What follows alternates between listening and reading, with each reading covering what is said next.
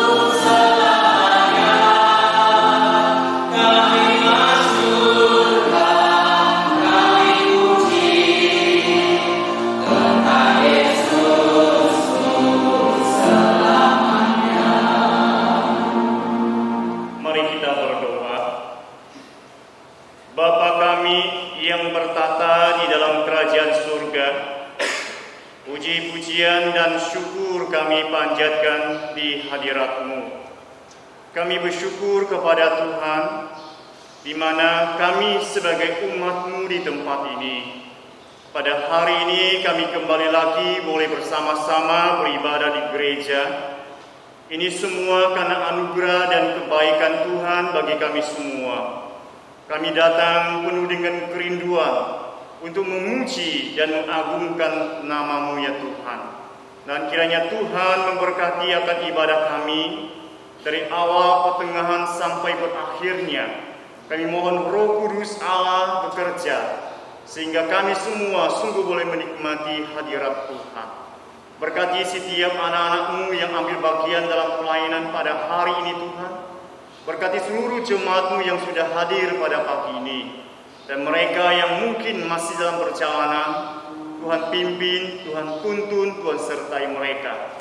Bila damai sejahtera Kristus menyertai kehidupan setiap umat-Mu tempat ini.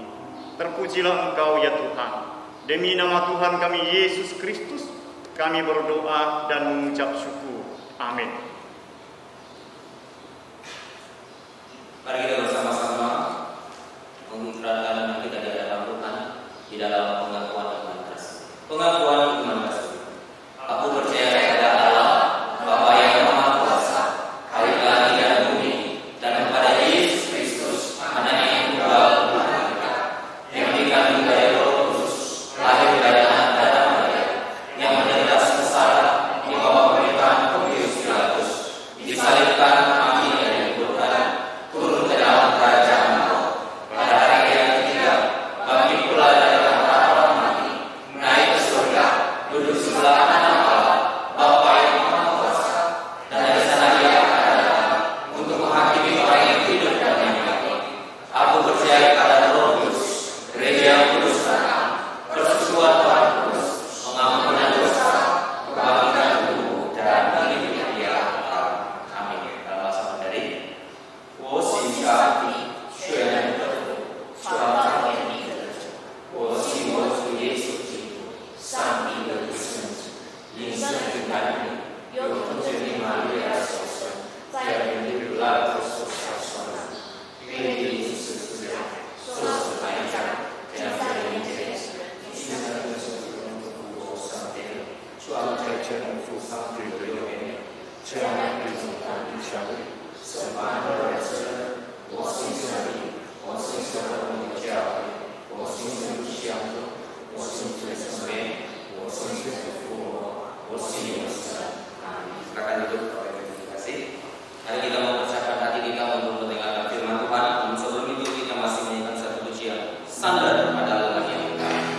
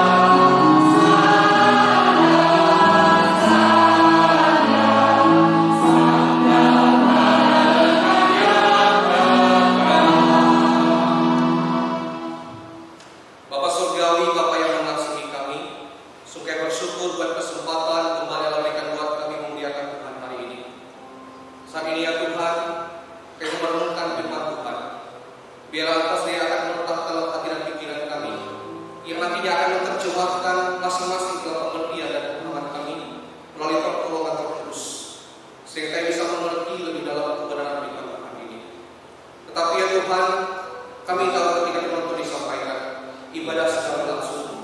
Ada kuasa-kuasa kegelapan, penguasa-penguasa udara yang berusaha mengganggu kami, bahkan ingin mencuri kebenaran firman Tuhan dalam hati pikiran kami. Maka daripada itu Tuhan harus hati sepikir menolak menghancurkan semua itu di dalam nama Tuhan Yesus. Dan biarlah ya Tuhan kau tetap dalam ibadah ini. Nama Tuhan berkemuliaan. Kami bersyukur ya Tuhan kau pertemukan waktu ini dalam nama Tuhan Yesus Kristus pada kami. Karena kami telah siap untuk melayani kami. Kami berdoa dan bersyukur. Amin. Shalom Bapak Ibu yang terkasih dalam Tuhan. Senang rasanya ya kita bisa berjumpa hari ini dalam ibadah yang dimana sudah begitu lama saya dengar kita sudah tidak ibadah di tempat ini, melakukan ibadah secara online ya. Dan hari ini kita bisa ibadah tatap muka, itu semua karena kasih dan kemurahan Tuhan. Ya, saya ingin informasi sedikit. Saya biasa dipanggil itu Ado ya, contoh Ado gitu. Panggil saja Ado, kalau pegang saya dengan Ado. Nanti saya minta perkenalan saya dengar di bagian waktu, jadi saya tak perkenalan. Biasa waktu ya. Baiklah Bapak Ibu yang terkasih dalam Tuhan, kita patut bersyukur kepada Tuhan karena pemeliharaan nyata dalam kehidupan kita. Ada banyak karya tangan Allah yang sempurna berjalan dalam kehidupan kita. Maka daripada itu, sebuah syukur yang terpancar karena juga hubungan Tuhan bagi kita. Dan nyata juga betul-betul terjadi kepada sinode kita beberapa waktu lalu. Pada tanggal 2 Juli 1966 itu sinode dibentuk ya. Kemudian hari ini tepat 54 tahun lewat 3 hari ulang tahun sinode. Maka daripada itu tema yang saya akan angkat bagi kita berkenan juga dengan ulang tahun sinode, yaitu gereja di tengah tatanan normal baru. Gereja di tengah tatanan normal baru. Mari kita membuka kitab kita di dalam Yesaya pasal 43. Yesaya pasal 43 ayat yang ke-19 sampai dengan ayatnya yang ke-21. Ini yang akan menjadi renungan kita bersama pada pagi hari ini. Israel sebagai saksi Tuhan. Lihat, aku hendak membuat sesuatu yang baru, yang sekarang sudah tumbuh. Belumkah kamu mengetahuinya? Iya, aku hendak membuat jalan di padang gurun dan sungai-sungai di padang belantara.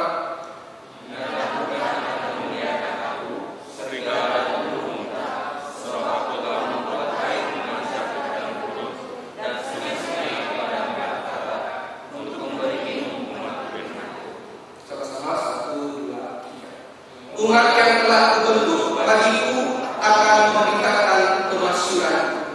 Ya, Bapak Ibu yang terkasih dalam Tuhan, yang menjadi pertanyaan kita ketika kita melihat bagian ini dan dalam tema yang diangkat oleh sinode, gereja di tengah tatanan normal baru.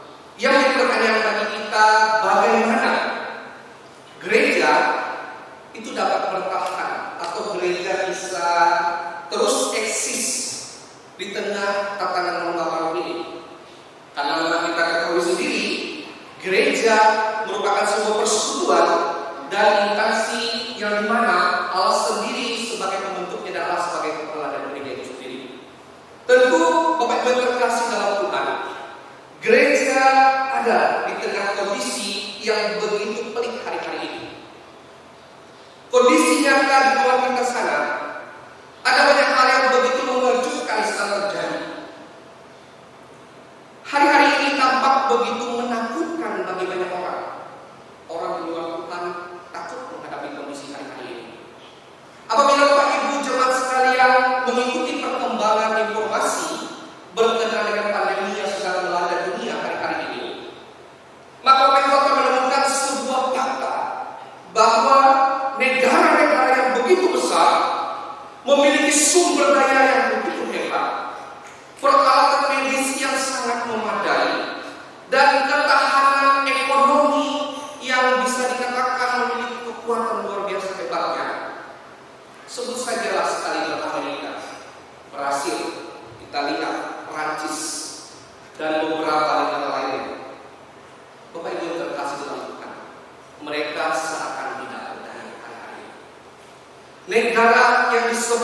sebagai negara adidaya pun tak berdaya oleh situasi yang sedang menghantam dunia hari ini. Hari ini tentu membawa kita kembali merenungkan bagaimana kehidupan ini begitu tidak terduga. Kalau negara yang begitu besar saja, orang-orang yang berpengaruh, pemegang ekonomi yang begitu kuat saja, sepertinya tidak sanggup bertahan dengan kondisi yang terjadi hari-hari ini. Bagaimana dengan kita sebagai manusia yang hidup di lingkungan di tengah komunitas yang sedang-sedang saja, ataupun kita mungkin merasa ada dalam kondisi yang terhimpit? Gereja ada di situasi itu hari-hari ini. Saya tidak membayangkan kita hari ini ibadah menggunakan masker, kemudian kita juga harus menjaga jarak, ibadah online dan lain sebagainya. Semua begitu berubah, yang menghantam dunia begitu luar biasa, sehingga muncullah pertanyaan, bagaimanakah gereja bisa terus eksis di tengah situasi hari ini? Kita sudah memasuki yang namanya new normal. Kita sudah hidup beraktivitas seperti biasa, hanya beberapa protokol saja yang harus diperhatikan. Maka karena itu, Bapak Ibu yang terkasih dalam Tuhan, hari ini kita melihat bersama kebenaran firman Tuhan. Kalau satu persatu kita menggali dalam firman Tuhan, kita menelaah satu persatu, kita akan menemukan kehidupan yang mirip sekali keadaannya, ya, bila di dalamnya ada campur tangan Tuhan, yaitu orang percaya berpegang teguh kepada perjanjian Tuhan, pasti orang tersebut akan mendapatkan pertolongan Tuhan. Ini sesuatu yang konsisten di dalam firman Tuhan, baik dalam perjanjian lama sampai kepada perjanjian baru. Ada beberapa contoh kehidupan yang demikian. Pertama, contoh yaitu kehidupan Abraham, Bapak Ibu. Abraham menanti janji Tuhan untuk diberikan Ishak baginya. Itu waktu yang begitu panjang, melalui ujian yang begitu luar biasa hebatnya. Dia bertahan menanti itu, jadi Tuhan diberikan. Kemudian waktu Yakub, kalau yang membaca kitab, ingin menikahi Lea, dia harus rela menunggu 14 tahun, harus mendapatkan Rahel itu 7 tahun bekerja, kemudian bekerja lagi dengan setia, dengan taat, baru dia dapatkan si Lea, si Rahel. Nah, kemudian bangsa Israel, kita ambil contoh juga. Bangsa Israel menghadapi situasi kehidupan yang begitu pelik. Mereka dibawa di dalam perbudakan di Mesir. Kemudian ketika mereka diperbudak, Allah mengutus Musa untuk membawa mereka keluar dari tanah Mesir. 40 tahun lamanya mereka berkeliling melewati padang gurun, sampai ke titik di mana mereka merasa jenuh, bertanya-tanya kepada Tuhan. Tetapi bagi yang setia, pribadi tersebut bisa menginginkan kaki di tanah Kanaan, anak yang dijanjikan oleh Tuhan. Ini gambaran situasi kehidupan perjanjian lama, Bapak Ibu. Dan dari semua kisah ini, kita menemukan bahwa ada sesuatu yang Allah ingin agar umatnya dibentuk, yang pada akhirnya pembentukan Tuhan akan menghasilkan sebuah kesaksian dan nama Tuhan semakin dimasyhurkan. Permata, intan, kemudian berlian dan sebagainya, benda-benda berharga itu tidak bisa dihasilkan dari proses yang instan. Mereka harus ditempa oleh suhu yang begitu luar biasa hebatnya. Kemudian mereka terkubur dalam tanah, harus melewati tahap-tahap yang luar biasa sampai ke titik jadilah benda tersebut. Dan ketika digali, dia dipoles lagi, dimurnikan, baru menjadi sesuatu yang berharga dan harga yang luar biasa. Ditempa oleh segala sesuatu, baru bisa menghasilkan hasil yang begitu indah. Begitu juga Bapak Ibu terkasih dalam Tuhan, penempaan Tuhan atas umatnya. Apabila Bapak Ibu membaca kitab Pentateuch, 5 kitab Musa, Kejadian sampai Ulangan, maka kita akan menemukan satu proses juga yang Tuhan kerjakan Tuhan meremukkan umatnya. Dia meremukkan umatnya, kemudian dia harus menghancurkan sendi-sendi keegoisan dari umatnya. Sampai ke titik mereka mulai pemunyian. Tujuannya apa? Tujuannya supaya apa yang kotor dalam kehidupan umatnya, apa yang menjadi keburukan dari umat Allah, itu bisa dibuktikan. Demikian juga dengan kehidupan jemaat masa kini, Bapak Ibu yang terkasih dalam Tuhan. Kadang-kadang dalam proses peremukan dan pemurnian Allah akan muncul sebuah pertanyaan. Mengapa ketika saya dekat dengan Tuhan, kenapa semakin Tuhan meremukkan kehidupan saya? Dulu waktu saya belum terlalu kenal Tuhan, saya terasa begitu bebas. Tidak banyak tuntutan ini dan tuntutan itu. Saya bisa berekspresi banyak hal. Tetapi mengapa setelah kenal Tuhan, kok ternyata banyak aturan, banyak pola yang harus dijalankan. Ini tidak boleh, itu tidak boleh, dan semua harus dipestasi. Jemaat yang terkasih dalam Tuhan, manusia ketika dibentuk oleh Allah, banyak respon yang dimunculkan. Ada yang merespon dengan bersyukur, tahan, sabar, dan berarti yang menjadi sebuah kesaksian. Ada yang mengeluh, akhirnya menghakimi Tuhan dengan cara pandangnya, mengatakan Tuhan tidak adil, sampai ke titik menjauhkan diri daripada Tuhan. Bangsa Israel, Bapak Ibu terkasih dalam Tuhan, di dalam renungan kita hari ini juga mengalami hal yang sama ketika Tuhan sudah membentuk mereka. Ada yang bersyukur akan pembentukan Tuhan, ada yang pesimis di antara mereka, ada yang ekstrim sampai-sampai mencari Baal, ilah lain, untuk sebagai tempat pembebasan bagi mereka. Karena mereka waktu itu sedang kawan di Babel. Mereka ingin mengalami sebuah kelepasan. Ikut Allah itu begitu susahnya. Kami tertawan, kayak mengalami kesusahan berbulan yang begitu berat. Kalau di dalam Allah tidak ada kelepasan, kami akan ikut Allah. Itu hal yang terjadi kepada bangsa Israel yang konkretnya kita baca hari ini. Maka daripada itu Bapak Ibu yang terkasih dalam Tuhan, tadi di awal kita sudah diberikan sebuah pertanyaan. Bagaimana gereja dapat terus mempertahankan eksistensinya? Bagaimana gereja dapat bertahan di dalam tatanan norma baru ini? Ini yang menjadi pertanyaan buat kita. Maka jawabannya, gereja akan dapat mempertahankan eksistensinya apabila gereja terus berpegang pada janji Tuhan yang setia. Muncul pertanyaan kembali, gereja dapat eksis dalam situasi saat ini di tengah tatanan normal. Pertanyaannya tadi, kemudian jawabannya, gereja bisa bertahan kalau gereja berpegang kepada janji Tuhan. Muncul lagi pertanyaan selanjutnya, janji yang mana?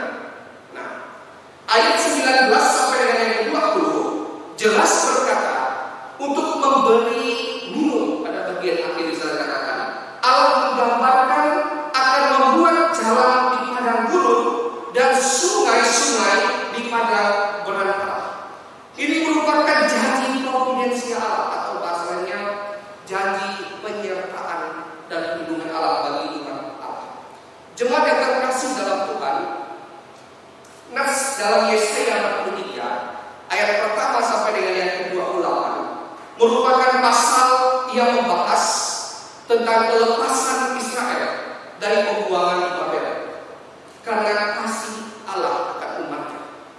Dalam pasal ini juga Allah sedang menantang para penyembah-penyembah berhala untuk menunjukkan bukti-bukti dari keilahian di hadapan mereka berhubungan dengan hal-hal yang terjadi akan penebusan Israel.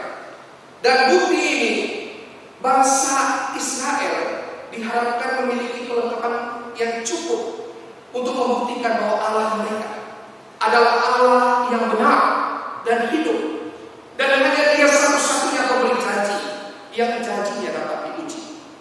Itu dimulai dari ayat yang ke-8 pada perikop yang kita baca hari ini. Ayat 8 dan 9 di sana menekankan bagaimana para penyokong penyembah berhala dipanggil untuk tampil. Begitulah kira-kira alur pembahasannya, untuk mengatakan apa yang harusnya mereka katakan untuk membela berhala-berhala mereka. Kemudian dikatakan di sana dewa-dewa mereka sepertinya mempunyai mata tetapi tidak melihat, mempunyai telinga tetapi tidak mendengar, dan orang-orang yang menurut mereka serta percaya kepada mereka sama saja seperti dewa-dewa sembahan mereka. Raja Daud pun dalam Mazmur 115 ayat 8 pernah menyinggung tentang penyembahan berhala sebagai orang-orang yang buta sekalipun ada mata, dan yang tuli sekalipun ada telinga. Mereka memiliki rupa, memiliki kemampuan dan panjang lidah seperti manusia, tetapi mereka sesungguhnya tidak punya nalar dan akal sehat. Sebab kalau tidak, mereka tidak akan pernah menyembah dewa-dewa buatan mereka sendiri. Selain dari kondisi seperti itu, Bapak Ibu yang terkasih dalam Tuhan, janji penyertaan Allah pada nas sebelumnya dapat menimbulkan sebuah keraguan. Banyak daripada mereka yang ragu, apakah benar janji itu?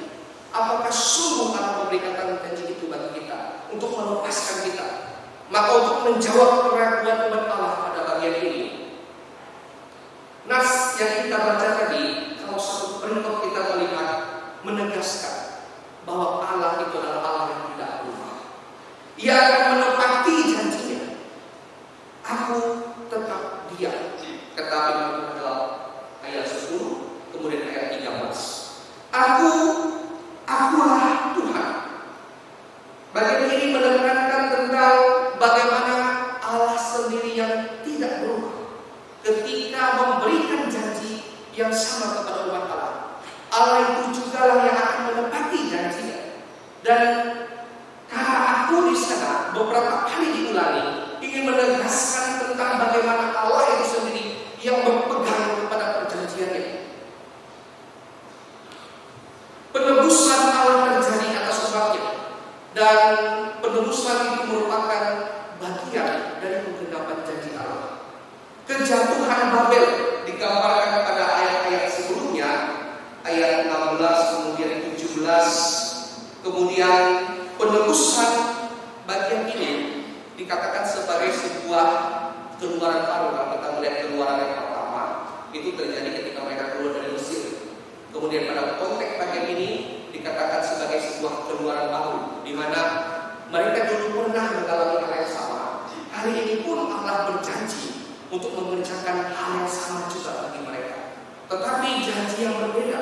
Kalau dulu Allah berikan perjanjian dengan Abraham untuk membawa umatnya keturunan yang keluar dari masa penjajahan, kali ini Allah berjanji lebih luas sifatnya. Dia berikan janji itu kepada seluruh umat yang percaya kepadanya, dan janji itu hanya tergenapi bagi terkasih dalam Tuhan.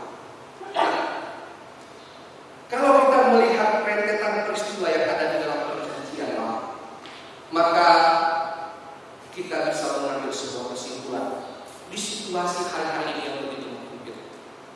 Persoalan yang melanda kehidupan kita, persoalan-persoalan yang melanda gereja, persoalan yang sedang menerpa setiap pribadi. Janji yang sama Allah berikan kepada umat Allah di konteks perjanjian lama, kemudian di konteks Yesaya yang kita baca hari ini, janji yang sama juga diberikan kepada umat Allah hari ini. Ketika kita menghadapi situasi yang begitu berat dalam kehidupan kita, Alkitab mengatakan percaya kepada janji itu, pegang janji itu. Kenapa harus pegang janji itu? Karena janji itu diberikan oleh Allah sendiri, dan kalau Allah yang memberikan janji, maka Dia adalah Allah yang pasti akan menepati janji. Maka dari itu, bagaimana gereja di tengah tatanan normal harus melangkah? Bagaimana gereja di tengah-tengah situasi ini harus bertindak? Maka Alkitab dengan tegas mengatakan, gereja di tengah-tengah tatanan normal baru, mereka harus terus berpegang pada janji Tuhan yang setia. Janji yang mana? Janji tentang providensi Allah, atau pemeliharaan dan perlindungan Allah bagi umat. Itu jelas dikatakan di Kemudian yang kedua, bagaimana gereja dapat terus eksis di tengah tatanan norma baru ini. Maka gereja di tengah tatanan norma baru, gereja harus terus bisa menjadi kesaksian, bersaksi, memberitakan kemasyhuran Allah. Kalau tidak demikian, gereja tidak akan eksis. Situasi pergumulan yang menghimpit gereja hari-hari ini, kalau gereja tidak berani untuk menyatakan kesaksiannya bagi dunia, menunjukkan kemasyhuran Allah, maka gereja tidak akan eksis bertahan. Gereja akan menjadi tempat kumpulan orang yang mengalami suam-suam. Gereja akan mengalami tempat yang sepi tanpa berpenghuni, kata Tuhan mengatakan demikian. Ketika gereja atau umat Tuhan atau dalam konteks pembacaan kita bangsa Israel tidak menjadi pemberita kebenaran Tuhan, tidak menjadi pemberita kesaksian akan pertolongan Tuhan yang sempurna dalam kehidupannya, baik itu di jalan mereka ditindas di Mesir sampai ke titik mereka ditindas di Babel. Kalau gereja atau kalau umat Tuhan, kalau bangsa Israel waktu itu tidak bisa berbicara tentang kebenaran Tuhan dan tidak bisa memberitakan seperti apa Tuhan, maka kemasyhuran Tuhan tidak dinyatakan. Dan kalau itu terjadi, maka Israel sebagai umat kepunyaan Allah menjadi kumpulan sepi seperti tanpa berpenghuni. Maka daripada itu, Bapak Ibu yang terkasih dalam Tuhan, hari-hari ini juga hari yang sama dialami oleh kita di sekitar kita. Gereja kalau ingin eksis, gereja kalau ingin terus bertahan, gereja kalau ingin terus menjadi sebuah komunitas di mana Tuhan ada di sana, tidak bisa tidak. Gereja harus berani menjadi kumpulan orang-orang yang bersaksi tentang Tuhan, memberitakan kemasyhuran nama Tuhan. Ayat 20 berkata demikian, sampai saya bacakan 21 saja. Umat yang telah kubentuk, bagiku akan memberitakan kemasyhuran. Umat yang kubentuk, bagiku akan memberitakan kemasyhuran. Ini pesan yang kedua yang kita petik bersama, Bapak Ibu terkasih dalam Tuhan. Kadang-kala dalam kehidupan kita menghadapi pergumulan-pergumulan hidup ini, banyak orang yang tidak kuat, tidak sanggup. Banyak orang yang lari daripada Tuhan. Kadang-kala kalau bahasa anak mudanya itu ngambek gitu ya. Banyak orang yang ngambek sama Tuhan sampai bilang, aduh, udah nggak mau lagi lah, ikut Tuhan berat. Aduh, nggak bisa aku bersaksi bagi Tuhan. Apa yang mau saksikan? Pergumulan Tuhan yang begitu luar biasa berat. Bapak Ibu yang terkasih dalam Tuhan, ketika manusia diproses oleh Allah, sama halnya ketika bangsa Israel dalam konteks pembacaan kita hari ini, ketika manusia diproses oleh Allah, proses yang Allah kerjakan itu tidaklah enak. Proses yang sedang Allah kerjakan di kehidupan manusia tidaklah terasa begini nyaman dan enak. Tetapi percaya saja, di balik proses tersebut Tuhan sedang mengerjakan kehidupan yang penuh dengan harapan. Ketika kita diproses oleh Tuhan, sampai ke tahap manakah kita sudah mengalami proses itu? Ada orang yang diproses baru sampai ke tahap permukaan. Allah mulai menghancurkan seni-seni kesombongan dalam dirinya. Allah mulai menghancurkan rasa percaya dirinya yang begitu tinggi sehingga dia mengabaikan apa yang menjadi perbuatan yang harus dilakukan bagi Tuhan. Ada yang Tuhan hancurkan kesombongan dirinya karena kedudukan jabatan yang tinggi, sesuatu pegangan yang dia punya sehingga dia terlemah yang lainnya. Ada titik di mana Allah harus menghancurkan bagian itu. Ketika Allah sedang berproses dalam kehidupan manusia, manusia mestinya harus melihat ini sebagai sesuatu yang mendatangkan kebaikan. Maka ketika dia diproses oleh Tuhan, dia akan bertahan dan tanggapannya akan proses Tuhan itu akan membuahkan rasa syukur. Kenapa? Karena berbahagia orang yang diproses oleh Tuhan. Seorang yang diproses oleh Tuhan akan menjadi pribadi yang matang dalam diri Tuhan. Semua orang pasti punya permasalahannya, Bapak Ibu yang terkasih dalam Tuhan. Perbedaannya terdapat cara bagaimana pribadi merespon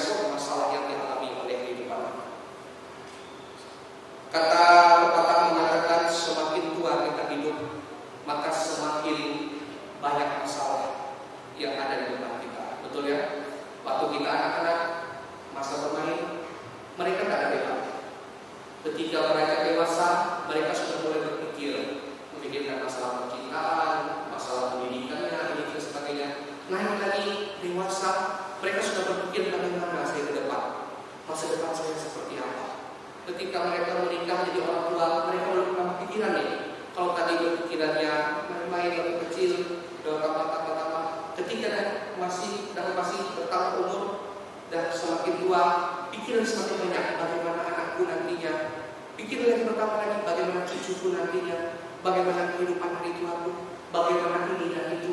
Akhirnya apa yang terjadi Bapak Ibu? Kalau pribadi tidak sanggup menghadapi proses yang demikian, maka pribadi tersebut bisa ambruk. Kalau dia tidak terkena kepercayaan Tuhan, maka melalui proses-proses yang panjang yang terjadi dalam kehidupan manusia, mendidik manusia untuk semakin dewasa dalam diri Tuhan.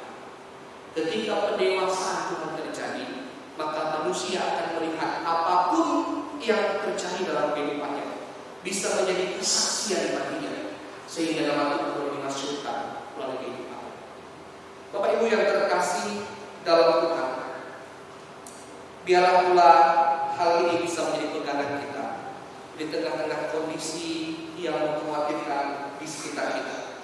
Mari Bapak Ibu, jangan takut.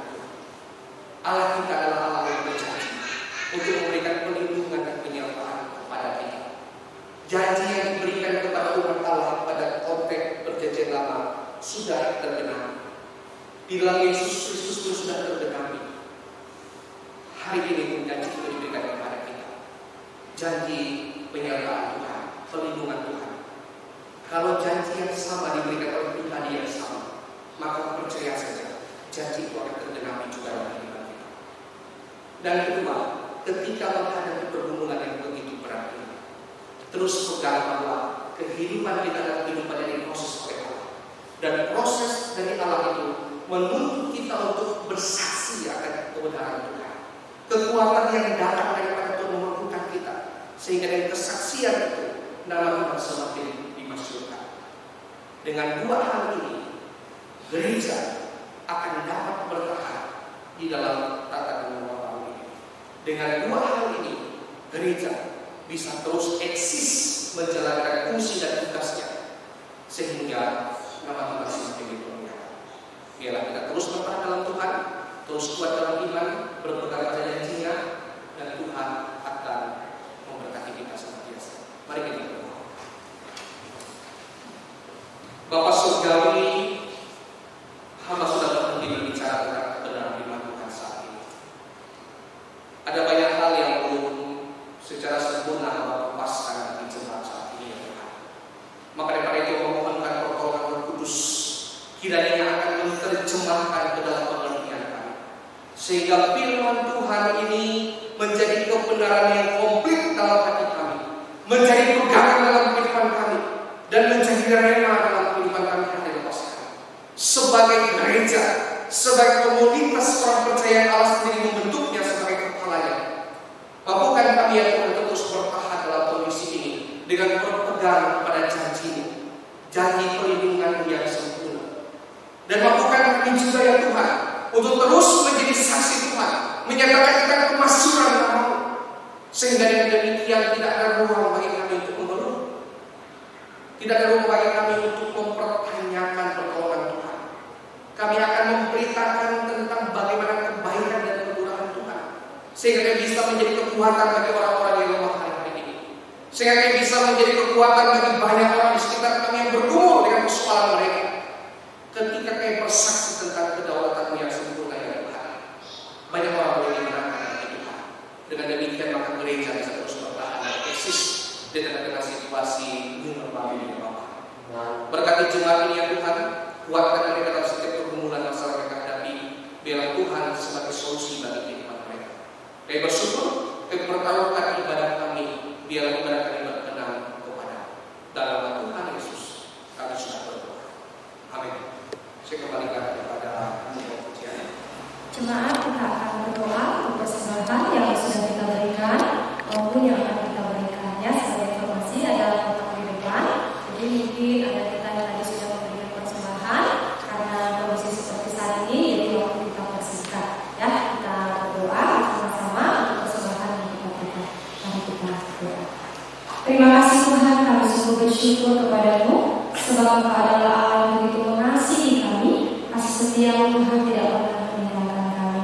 Kami bersyukur juga untuk hari ini diberikan kesempatan datang beribadah kepada Tuhan. Kami juga telah mendengarkan firman Tuhan, dan juga Tuhan kami memberikan persembahan.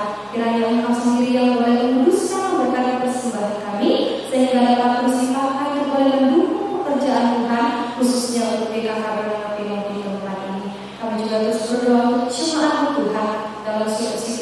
pandemi yang terjadi pada saat ini. Ada pergumulan yang dialami oleh jemaatku, baik itu pergumulan untuk kesehatan, untuk keluarga, untuk pekerjaan, terlebih iman jemaat Tuhan. Biarlah dalam suasana seperti saat ini, mereka terus bertumbuh dalam kasih dan pengenalan akan Tuhan yang benar. Terima kasih Bapa di surga, kami pertahankan persembahan kami ke dalam tangan kasih kuasa-Mu. Demi nama Tuhan Yesus Kristus, kami berdoa dan mengucap syukur. Amin. Tuhan yang terkasih, pada saat ini kita akan sepertinya ada yang belum kenal dengan gembala kita dan Tuhan yang baru. Jadi pada saat ini kita akan membuka kembali memperkenalkan. Jadi yang pertama, Musi Jam Sepin beserta keluarga boleh maju ke depan, dan Santo Ado boleh maju ke depan untuk boleh memperkenalkan diri saudara-saudara.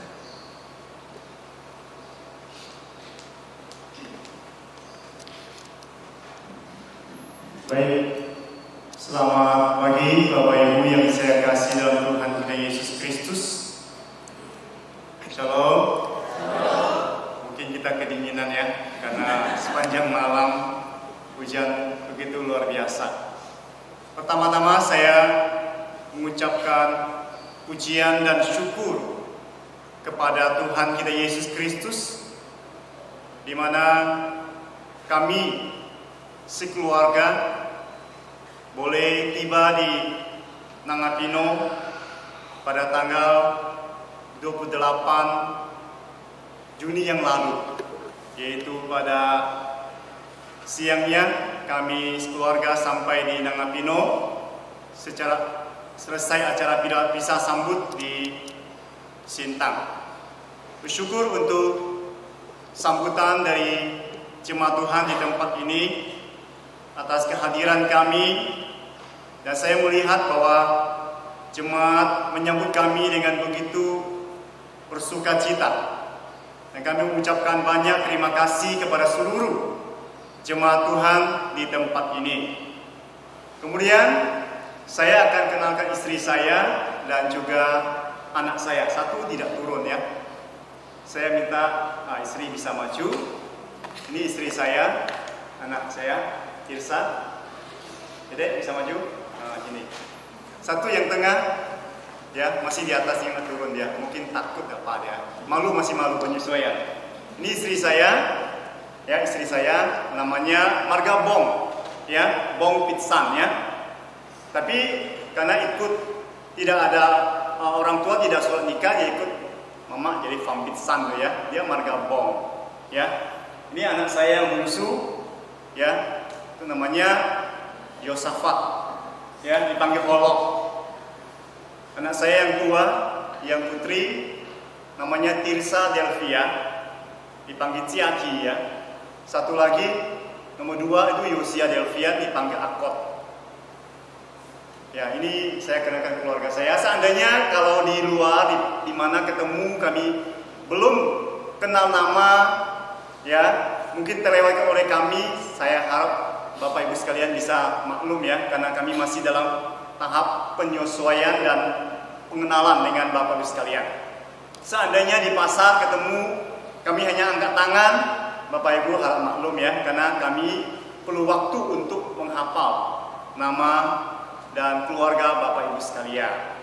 Baik, kemudian saya juga undang contoh Ado ya. Ini contoh Ado juga sama-sama dengan kami tiba di Nangapino. Beliau bersama dengan kami pelayanan, tapi beliau pelayanan di pos PI Nangablitang.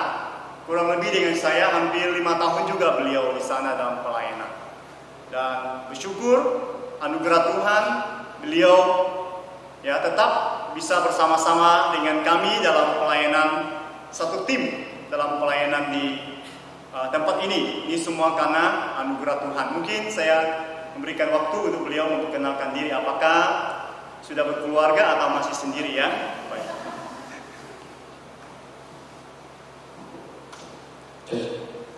Shalom Bapak Ibu.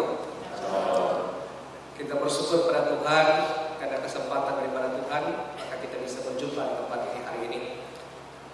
Nama saya Nela Riangdo, penginjil Nela Riangdo. Dipanggil biasanya Ado saja, Amdo juga boleh. Contoh Ado, itulah kira-kira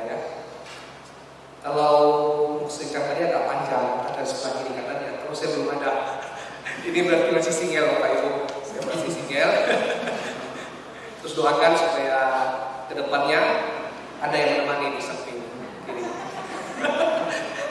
Mungkin itu saja kalimat dari saya, karena sudah cukup banyak juga mesti sampaikan tadi. Saya berharap kedepannya kita bisa saling menopang ya, bisa saling menguatkan, saling mendukung. Kalau ada yang salah bisa saling mengingatkan, dan biarlah kita menjalin kasih Tuhan dan hidup dalam kebersamaan yang penuh dengan kasih kepada Tuhan dan juga sesama kita.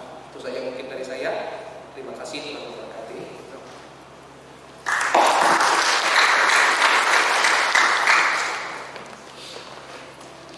Nah, kita bersyukur kepada Tuhan melalui kedua hambanya, Yesus dan Sepin, keluarga, dan Tuhan boleh bersama-sama ibadah dengan Pino, dan mari kita terus dukung di dalam doa. Kiranya hamba Tuhan yang ada di tempat ini boleh melayani bersama-sama.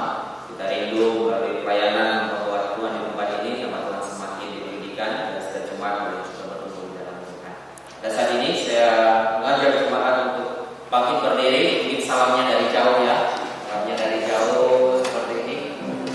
Dan saat ini kita akan mengakhiri ibadah kita kembalikan segala kemuliaan bagi nama Tuhan. Kita nyanyikan pujian doksologi dan doa berkat akan dipimpin oleh musik yang sedih.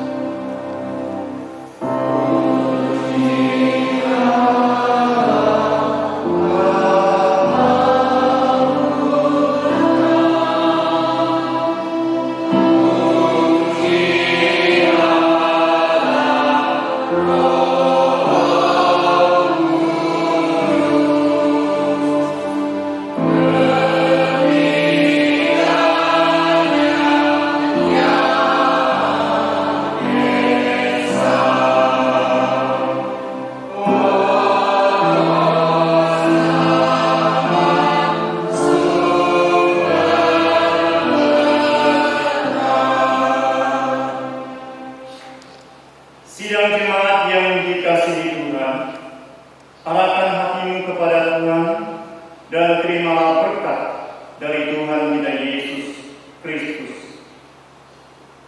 Tuhan memberkati engkau dan melindungi engkau.